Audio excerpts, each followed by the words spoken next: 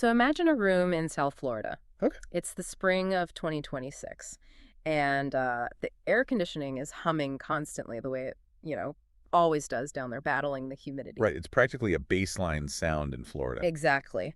But inside this one particular room, the atmosphere is just incredibly thick. I mean, almost suffocating. Oh, I can imagine. Yeah, you have 6 university students sitting around a single table. There are Jewish and Muslim students, American Israeli, and someone from the German-Turkish diaspora. That is quite the mix of backgrounds. It really is. And they are sitting together during what is, by any honest accounting, one of the most painfully fraught, deeply tense semesters for Jewish-Muslim relations in recent memory. Absolutely. Outside that door, the internet is just raging. Friendships are fracturing, and institutional trust is basically breaking down. But inside this room at Florida International University, they are doing something genuinely radical. They're talking. Yeah, Yeah. they are just talking. And, they're showing up week after week. The transcripts of these meetings really reveal how heavy that simple act has become. I mean, yeah, just showing up is huge. Right, because some of these students had literally never set foot in a mosque before this fellowship. Wow, really? Yeah, and one student actually sang Hatikva at a Shabbat service, only to face this intense backlash from her own community back home. That's intense. They walked into that room carrying dual loyalties, these incredibly complicated family histories, and immense, almost paralyzing grief. Yet they stayed in their chairs. And that is the central question we are unpacking today. Like, how do you keep people in their chairs when the rest of the world is burning bridges? Exactly. So for you listening today, we are doing a deep dive tailored specifically to cut through the noise. We are looking at a profound case study in human connection based on Professor Iqbal Akhtar's reflections and the actual audio transcripts from this FIU fellowship. And it is so vital we establish a baseline right away. Yeah, let's lay the ground rules. We are impartially analyzing the dynamics of the dialogue itself. Our goal is absolutely not to solve a century-old geopolitical crisis or, declare a winner here. Right. No winners or losers today. We are delving strictly into the psychological, the sociological, and the theological insights these 6 young people uncovered. We're looking at what it practically requires to maintain a genuine relationship across a really severe fracture line. Okay, let's unpack this, because we usually treat deeply entrenched conflicts like trying to untangle 100 knotted headphones, right? Oh yeah, that's a great way to put it. We just stare at the mess we pull at one end, and we argue over whose fault it is that the wires are crossed. But these sources show us what happens when people actually sit down and look at the knots together. That analogy is highly appropriate, because the very first thing these students realized was that the conversational mechanism itself was fundamentally broken. The act of talking itself was broken? Exactly. They had to step back and diagnose why that simple act had become so incredibly difficult. And there is this observation in the transcripts from the German-Turkish Muslim student that just completely reframes this. Oh, I know the one you mean. Yeah, he noticed that people aren't sitting down to study each other anymore. They were sitting down to do an emotional cleansing. Right. An emotional dump, basically. Yeah, they just use the presence of the other person merely as a receptacle to dump their frustration, their anger, and their historical grievances. And the terminology used in the analysis for this is the substitution of testimony for dialogue. It totally reminds me of a legal deposition. Oh, how so? Like, if you are called into a deposition, you don't walk in with an open mind hoping to learn about the opposing counsel's rich inner life, Right. No, you're there on defense. Yeah, you show up to put your indictment on the record. The verdict is already written in your head. You are just waiting for your turn to speak so you can log your testimony. That is a perfect comparison. But if that is the baseline of modern dialogue, how is any actual connection supposed to happen? Well, what's fascinating here is to understand why this shift from dialogue to deposition occurs. The text brings in a robust psychological framework. Okay, let's get into the psychology. It references the psychology of intractable conflicts, primarily the work of Daniel Bartal, alongside system justification theory by John Jost and his colleagues. Right. And these aren't just abstract ideas, right? They explain the biological and cognitive mechanisms at play in that room. So what's actually happening in their brains? Well, when a population experiences profound trauma, their psychological operating system fundamentally reboots. They stop calculating possibilities, and they strictly begin calculating threat. Okay, break that down for me. What does calculating threat actually look like in the middle of a conversation? Think about how the brain processes danger. When you perceive an existential threat, your cognitive world just shrinks. It goes into tunnel vision. Exactly. System justification theory demonstrates that in states of high anxiety, people have a deeply ingrained need to defend and bolster their in-group narratives. So it's literally a survival mechanism. It is. And Bartel's research shows that prolonged conflict rewires a society's cognitive schema. You basically lose the capacity to process nuance. Because nuance feels dangerous. Right. If you are in survival mode, entertaining the complexity or the pain of the outgroup feels like a vulnerability.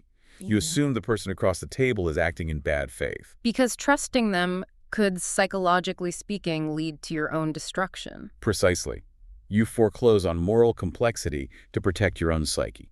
Wow. So dehumanizing the other side isn't necessarily born out of pure malice. It's a tragic byproduct of an overwhelmed nervous system trying to keep you safe. That is exactly what the data suggests. That brings a completely different context to what one of the Israeli students shared in the transcript. Mizrahi student, right? Yeah, she is a Mizrahi woman, meaning she has deep roots in the Middle East. And she drew this fascinating contrast between the atmosphere in 2018 and 2019 around the time of the Abraham Accords and the atmosphere today. Right, she noted a huge shift. She did. She said back then there was this palpable good faith in the air. People were open. The geopolitical temperature had cooled enough that people could actually hear each other. But now trauma has dragged everyone backward. Exactly. Both communities are just trapped in survival mode. She explicitly identifies trauma as the barrier that shrinks the world. When she described 2018, she was describing a collective nervous system at rest. A state where people have the bandwidth to look up and imagine a shared future. Right. But post-October 2023, the nervous systems of both communities are entirely hijacked. Every single interaction is viewed through the lens of potential harm. I think anyone listening can identify that dynamic in their own lives, you know? I'm sure. Like, think about when you walk into a high-stakes disagreement, maybe a political argument with a family member or a tense negotiation at work. Your heart rate goes up immediately. Exactly. And how often are you genuinely open to being persuaded in that moment? Yeah. Or do you just sit there waiting for them to take a breath so you can deliver your counterargument? We automatically build those courtroom walls. Right. But if trauma and proximity to the conflict create this intense threat response, I would assume that the people furthest away from the violence would be the most rational. You would think so. Yeah, I think they'd be the most open to dialogue, yet the sources point out something completely different. And this leads to one of the most counterintuitive insights from the entire analysis. Yeah. The sources introduce a sociological concept that Professor Akhtar refers to as the diaspora paradox. I have to be honest, I have to push back on this concept a little because it genuinely confused me at first. It is definitely a paradox. Right, so the diaspora paradox is the idea that geographical distance from a conflict zone actually makes radicalization easier, not harder. Exactly. But how does that make any sense? Shouldn't distance give you the luxury of perspective? You would think sitting safely in Miami or Berlin would calm things down. Yeah, if you are thousands of miles away from the rockets and the checkpoints, why would you become more radicalized than the people actually dodging the violence? Well, it defies our standard logic. But the text relies on scholars like Benedict Anderson and Yossi Shane to explain this. Okay, what do they say? They look at the mechanics of diaspora nationalism. When you are geographically removed from your homeland, your identity becomes untethered. Untethered? How? You don't have the daily mundane interactions of living in a specific place to ground you. To compensate for that displacement, diaspora youth often adopt intensely rigid, magnified versions of their political or religious identities. Oh, so it serves as an anchor. Precisely. You give them a sense of belonging that they are physically missing. The sources offer historical parallels for this, right? They do. Okay. A classic example is the funding of the Irish Republican Army during the Troubles. Oh, right, the IRA. Yeah, you had Irish Americans living comfortably in Boston or New York who were fiercely funding hardline violent factions. While the people actually living in Belfast or Derry were dealing with the blood. Exactly. People navigating the military checkpoints and the bombings often sought pragmatic political compromises much earlier than their American counterparts. And the students at FIU recognized this exact dynamic in their own modern communities. It was very present in the room. The transcripts note American Jews harboring profound existential anxieties and adopting more hardline political stances than Israelis who actually live in Tel Aviv. And on the flip side, the Muslim students observed peers in Germany becoming far more militant and uncompromising than their own families living back in Istanbul or Cairo. The German-Turkish student articulated this brilliantly. He noted that diaspora youth are basically overcompensating. Right, but we have to look at how this happens today. How are these untethered youth building these rigid identities? Yeah, what's the mechanism? The student points out that they are getting almost the entirety of their religion and their politics from social media algorithms. Wow, so the algorithm literally replaces the community. And that replacement has devastating structural consequences. I can imagine. The text contrasts this modern algorithmic landscape with the traditional Islamic ulama system. The ulama, right. Historically, the ulama, the body of religious scholars, provided a robust physical infrastructure for education. It wasn't just a place to learn. It was a system of checks and balances. So it actively constrained extremism through peer review. Exactly, through rigorous debate and community accountability. The students actually referenced a history class they took to illustrate this. They talked about the Ottoman Empire. That was a great historical example. Yeah, they noted that if a person in the Ottoman era made a highly controversial theological claim, like trying to aggressively debate the superiority of Jesus versus Muhammad in a public forum. They couldn't just shout it into the void and walk away. Right. Scholars physically gathered to formally debate the claim. You had to defend your extreme position against people who had spent decades studying the texts. The structural integrity of that system prevented fringe radical ideas from going unchecked. But social media completely dismantled that. Completely. Today, an 18-year-old thousands of miles away can post a furious, outrage-inducing video, and there is no modern ulama to cross-examine them. There is no mechanism to effectively refute that claim to the exact same audience. The algorithm actively rewards the friction. It rewards the most extreme, emotionally charged testimony. It creates a feedback loop of pure ideological purity unchecked by reality. Which brings up a really dark irony that the text addresses. Yeah, about the people actually living in the conflict zones. Exactly. The people dealing with the daily physical consequences of the conflict, sharing the roads, the water tables, the airspace, they're often forced by sheer survival to be pragmatic. They literally have to figure out how to exist next to the enemy. But those in the diaspora have what the text calls the luxury of ideological purity. That word luxury is so critical. It really is. Because when you don't have to face the localized human consequences of your extreme stance, it is remarkably easy to demand absolute uncompromising victory. You're fighting a pristine theoretical war from a coffee shop. While the people on the ground are navigating the messy, agonizing compromises of a literal war, distance just removes the friction of reality. It does. So if distance makes a person fragile and prone to radicalization, what actually allows someone to sit at the dialogue table without falling apart? That is the million-dollar question. This brings us to a part of the transcript that I found deeply hopeful. It's the realization that open, empathetic dialogue doesn't require you to water down your identity. In fact, it requires the exact opposite. Right. You have to be profoundly, unshakably secure in who you are. Insecurity breeds closure. Confidence enables risk. That is the fundamental psychological formula at play. One of the Jewish students in the group brought up a fascinating piece of history to illustrate this about Dennis Ross. The American facilitator for the Oslo Accords, right? Yes, in the 1990s. Ross observed a very specific dynamic among the Israeli negotiators. What did he notice? The ones who were most open to making concessions, the ones most willing to sit across from the Palestinians and genuinely negotiate, were the newer generation who felt utterly confident in their identity as Israelis. They didn't feel like their existence was up for debate. Exactly, so they had the psychological bandwidth to engage. And the Mizrahi Jewish student in the FIU room is a living embodiment of this principle. Oh, absolutely. Her family history is deeply rooted in Middle Eastern culture, long predating the modern state of Israel. Because she possesses that lived cultural grounding, she knows exactly who she is. Her identity isn't a fragile construct holding off an existential crisis. No, it is a deep-root system. But she points out how that deep-rootedness can actually threaten people who are less secure. Yes, this was a very tense part of the transcript. She talked about interacting with some American Jews, perhaps fourth-generation Ashkenazi, whose connection to the Middle East feels much more distant. Right, they don't have that direct cultural tie. And she noticed they often become highly defensive in dialogue. She even shared this painful anecdote about how people will try to erase her Middle Eastern heritage. Dismissing her authentic cultural food as just generic Jewish food. Yes, or trying to label her as Russian or Polish. It is a profound observation of how insecurity operates. because her complex, authentic Middle Eastern identity challenges their simplified, more defensive narrative. They try to overwrite her. They cannot accommodate her complexity without feeling their own narrative is threatened. Right. It has to be exhausting to have your identity constantly rewritten by your own community. But because she is secure, she can sit across from the Muslim students based on a shared regional history. Instead of a defensive posture.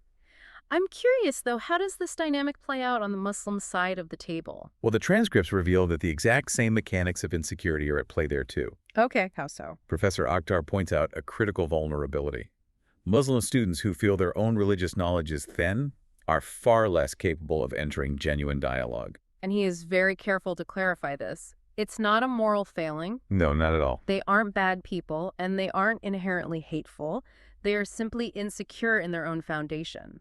Think about it. If your entire understanding of a vast 1,400-year-old faith tradition is stitched together from 60-second emotionally manipulative social media clips, your foundation is incredibly brittle.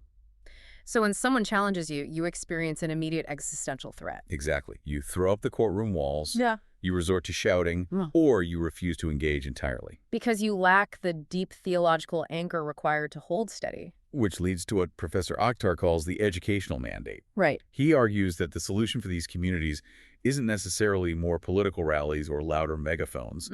What they actually need is spiritual and intellectual grounding. He points out that the Islamic tradition actually requires specific virtues that make dialogue possible, right? Yes, he specifically names sabr and rahma. It is a remarkable pivot from the political to the characterological. Historically, character education was central to the Islamic world.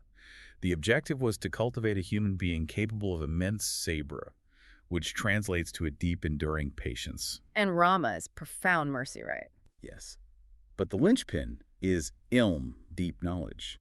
When you possess ilm, you understand the vastness of your own tradition. You know that it has weathered centuries of debate and crisis. Therefore, you are not easily threatened by a contrary opinion.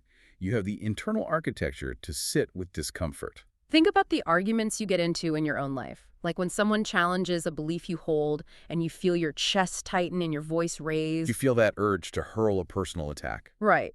Is it because your conviction is so unshakable? Or is it because deep down you are terrified that you don't actually know enough to defend your position? Defensiveness is almost always the loudest alarm bell of a fragile foundation. And when a community's foundation is fragile, it becomes highly susceptible to what the sources identify as one of the most concerning trends in this space. The transformation of a political cause into a strict religious litmus test. This brings us to a heavy, controversial concept that the text addresses head-on. Professor Akhtar introduces the term Palestinianism. And we need to be very careful about how the text defines this.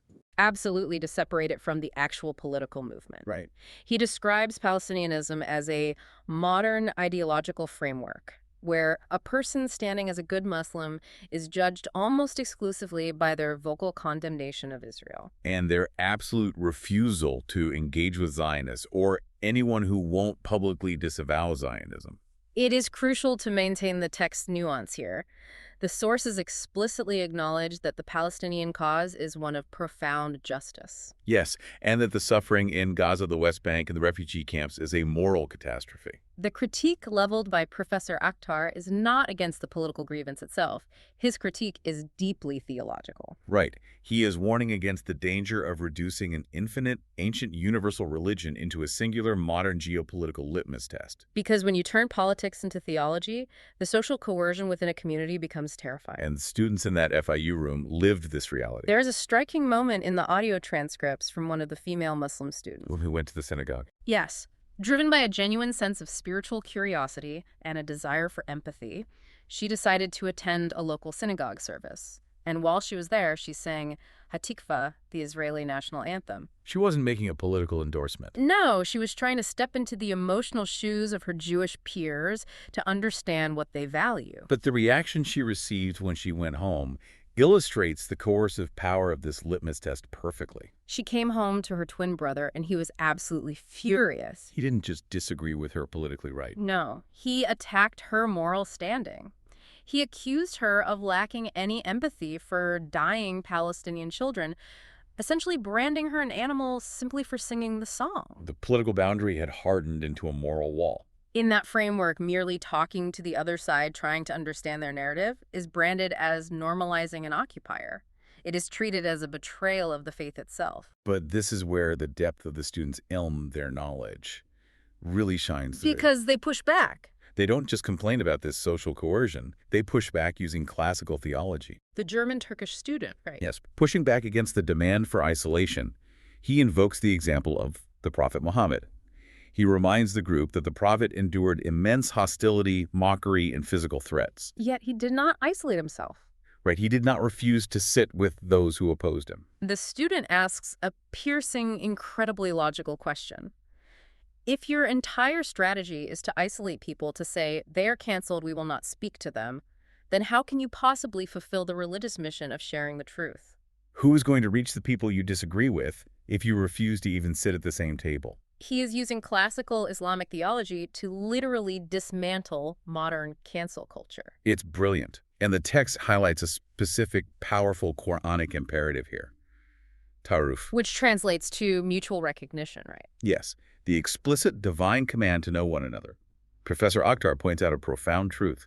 A divine command is not suspended simply because the geopolitics of the current decade are terrible. The mandate to engage, to look the other in the eye and recognize their humanity remains an absolute requirement, regardless of how painful the political climate is. You cannot put a divine mandate on pause just because the news cycle is depressing. You still have to do the hard work of knowing one another. And that mandate to look past the immediate trauma is exactly what drove the final session of this fellowship. A radical imagination exercise. Yes. After spending weeks diagnosing the courtroom dynamics, the diaspora paradox, the deep-seated insecurity, and the social coercion, they finally asked a question that forced everyone to lift their heads and look at the horizon. Professor Akhtar asked these 6 students to picture the Middle East exactly 1 century from now in the year 2126. Here's where it gets really interesting. The text calls their answers utopian, but it immediately clarifies that this isn't a naive, toxic positivity. It isn't ignoring the blood in the soil or the grief in their hearts. The professor defines this utopianism as a moral refusal to accept present catastrophe as destiny. That phrase is a psychological masterclass. It really is. When you are trapped in the survival mode we discussed earlier, tomorrow feels impossible. The threat is too immediate. Forcing the brain to imagine 100 years into the future bypasses that immediate threat response. It requires you to access a completely different cognitive architecture, one built on hope and structural redesign. And the specific visions these students generated are incredibly revealing about what becomes possible when you unshrink your perspective. Let's walk through what they actually envision for 2126. Vision 1 comes from a Muslim student, and he imagines a binational state. But he doesn't use a sterile Western political science model. Right, he uses his own heritage, Pakistan, as the analogy. Pakistan is a fascinating template because it was stitched together across immense historical ethnic divides. Pashtuns, Sindhis, Punjabis, Balochis. Exactly. He looks at that complex tapestry and envisions a shared national identity for Israelis and Palestinians. But his metric for success isn't just shared borders. No, it's shared grief.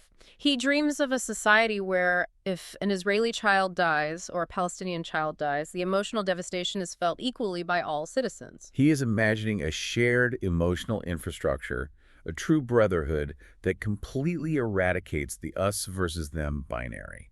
Vision 2 shifts the focus entirely. It comes from the theologically grounded Israeli student, the Mizrahi woman. Right. What was her vision? She foresees a future where Israel and Iran become close friends and allies again. Which, if you read the headlines today, sounds like complete science fiction. Totally, but she grounds her vision in historical recovery, not fiction. She cites the long, incredibly rich pre-revolutionary history of Persian Jewish civilization. The text references the work of historian David Menatry on this exact subject. Yes, Jews lived in Persia for 2.5 millennia. When you look at a 2,500-year timeline of coexistence and cultural cross-pollination, the last 40 years of intense hostility looks like a historical anomaly. A brief aberration in the grand scheme of things. She believes the baseline of history will eventually reassert itself. Then Vision 3 was the one that really challenged how I look at a map. Another student suggested that by 2126, we need to break down the artificial colonial nation-states entirely. Like the borders drawn by British and French colonial powers. Yeah, like the Sykes-Picot Agreement. They pointed out that those borders are largely responsible for trapping indigenous minority groups like the Kurds or the Copts in failing tribalized nation-states. So this student envisions stripping away the toxic, rigid nationalism of the 20th century. They dream of prioritizing the physical and cultural safety of all regional minorities, uniting people under a shared, broad Middle Eastern identity. Rather than forcing everyone into the rigid, often violent boxes of Arab or Israeli. But the room wasn't just filled with dreamers. Vision 4 brings a heavy, necessary dose of reality to the table. The realist. Yes, one student bluntly states that he simply does not see peace coming anytime soon, let alone a utopia. He points to the deeply entrenched egos of the leadership and the self-perpetuating nature of the violence. What I love about the text's analysis here is how deeply it respects his pessimism. It doesn't try to cheer him up. The transcripts explicitly note that if you force a dialogue to only produce hopeful outcomes, the dialogue ceases to be authentic. It just becomes another form of propaganda. You have to make room for despair. If the despair isn't allowed at the table, the people feeling it will leave the room. It is a vital check against toxic positivity. Finally, Vision 5 comes from Professor Akhtar himself. He shares a humble yet profound hope that one day Pakistan will formally recognize the State of Israel. And that citizens will be able to travel freely back and forth, sharing commerce, culture, and humanity. He admits that right now, given the political climate in both countries, it sounds totally inconceivable. But the text synthesizes all these visions with a powerful reminder about the nature of time. What seems utterly impossible today is merely a matter of historical time frame. Like one student pointed out that the very existence of the State of Israel or the end of the Cold War or the fall of apartheid were all once considered inconceivable. History moves in seismic, unpredictable ways that we simply cannot see when we are trapped in the trauma of the present moment. But dreaming about 2126 is only half the battle, right? These 6 students still had to walk out of that room and wake up in South Florida in the spring of 2026. They needed to translate this profound shift into an action plan. What do we do now? They realized that theoretical empathy is useless unless it is applied. So they formulated a tangible structural next step. The German-Turkish student, the same one who diagnosed the diaspora paradox, proposes a joint Jewish-Muslim awareness project. But the genius of his proposal is the angle. He doesn't want them to stand in the quad and debate the borders of the Middle East. He wants Jewish and Muslim students to stand shoulder to shoulder in public to combat anti-Semitism and Islamophobia simultaneously. It is a massive structural paradigm shift. Instead of engaging in a competition of narrative, arguing over who is suffering more, they recognize a deeper sociological truth. The same societal currents of hate, the same white supremacist or xenophobic frameworks that produce anti-Jewish violence, are the exact same currents that produce anti-Muslim violence. They realize they are caught in the exact same storm. The transcripts do note a real sadness surrounding this project, however. The broader Muslim Student Association on campus has been largely closed to this kind of engagement. It deeply hurts the professor and the students to see those institutional doors closed. But honestly, that institutional resistance makes the commitment of these 6 specific students even more profound. They aren't just swimming against the tide of history, they are swimming against the tide of their own peer groups on campus. They're taking a massive social risk. The German-Turkish student is so committed, he is even applying for a Weissel King Jr. scholarship to fund and formalize this joint work. And to fully grasp the historical and theological weight of what these young people are attempting to build, Professor Akhtar brings in the ultimate framework from Islamic history. Which is what? The Afat al-Medina, commonly known as the Medinan Constitution. I am actually not familiar with that document. What is the historical context there?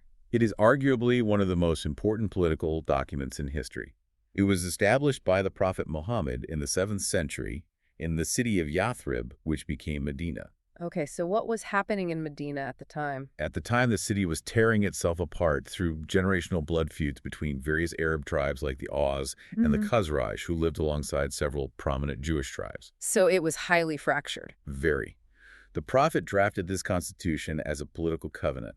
It explicitly recognized the Jewish tribes and the Muslim tribes as a single unified political community. Wait, it recognized them as one community without forcing them to assimilate. Precisely.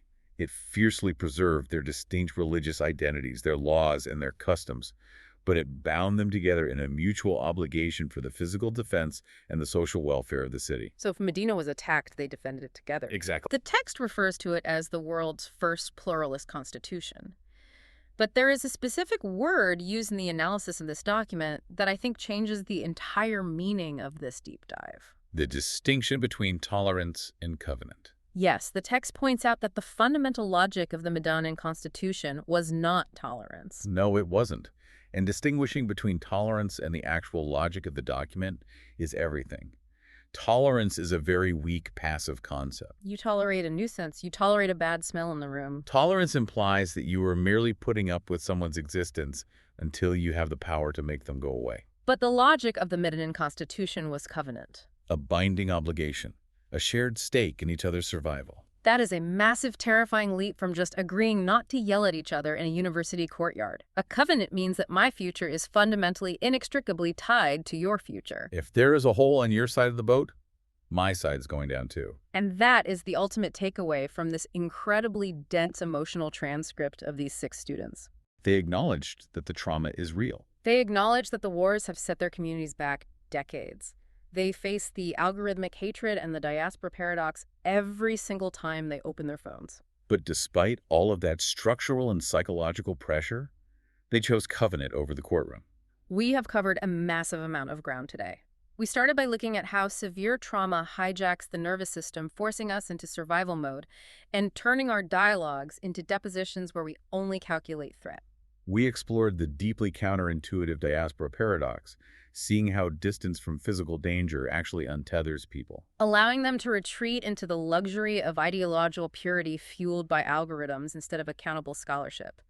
We examined the necessity of deep identity security, how knowing exactly who you are is the prerequisite for taking the risk of empathy. We saw how easily politics can hijack theology demanding isolation instead of fulfilling the divine command to know one another. And finally, we saw how radical imagination can look past a century of violence to demand a future built on shared grief and binding covenant.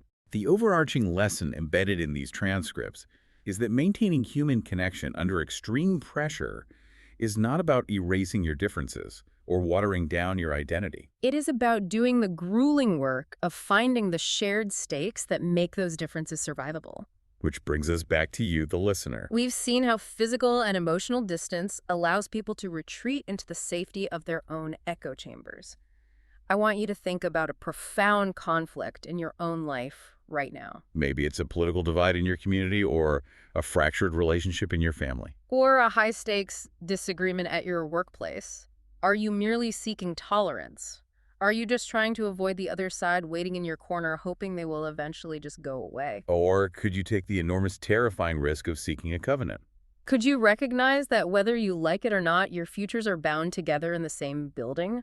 Think about what it would cost you in ego and vulnerability to sit at that table. But more importantly, what is it costing you to stay away? A profound question to carry forward into the reality of our own lives. Keep looking at the knots, keep studying the architecture, and we will see you on the next deep dive.